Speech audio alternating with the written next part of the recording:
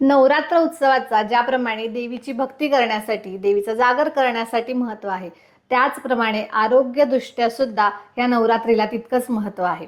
ही जी नवरात्र येते तिला आपण शारदीय नवरात्रोत्सव असं म्हणतो. शारदीय याचाच अर्थ शरद ऋतूमध्ये येणारी. तर शरद ऋतू हा जो आहे तो आयुर्वेददृष्ट्या पित्त प्रकोपाचा काळ म्हटलेला आहे. पावसाळ्यामध्ये आपले जे पाणी आहे ते थोडंसं आम्लधर्मी असतं, त्यामुळे थोडासा पित्ताचा प्रकोप होतो. हवेतील आर्द्रता ह्या सगळ्या कारणांमुळे पित्ताचा थोडासा क्षय झालेला असतो, म्हणजे पित्त थोडंसं वाढलेलं असतं. आणि ते ज्यावेळेला शरद ऋतूमध्ये ऊन पडायला चालू होतं तर ह्या क्षय झालेल्या पित्ताचा म्हणजे जे थोडंसं वाढलेलं आहे त्याचा प्रकोप होतो. याचाच अर्थ ते जास्त प्रमाणात वाढतं आणि हीच योग्य वेळ असते शरीरातून हे वाढलेलं पित्त बाहेर काढून टाकण्यासाठी. आणि त्यासाठीचं जे पंचकर्म आहे त्याला म्हणतात विरेचन. त्यामुळे विरेचन करून घेण्यासाठी हा एक उत्तम काळ आहे.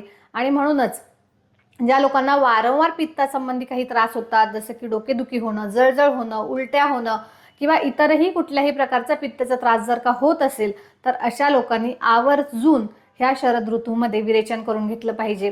आणि त्याचबरोबर ज्या लोकांना जस्ट नॅचरल डिटॉक्स करायचं असेल त्याही लोकांना, म्हणजे स्वस्थ व्यक्तींनी सुद्धा, ज्यांना काही त्रास नाही पण त्रास होऊ नये प्रिकॉशन म्हणून जर का पंचकर्म करायचं असेल आणि त्यातल्या त्यात विरेचन करायचं असेल तर हा ऋतू सगळ्यात उत्तम असा ऋतू आहे. कारण नॅचरलीच पित्त वाढलेलं असतं आणि त्यामुळे ते इझिली शरीरातून बाहेर जातं आणि कमीत कमी त्रास होतो.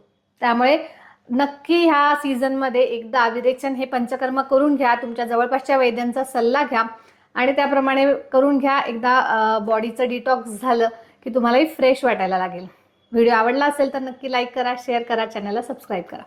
धन्यवाद.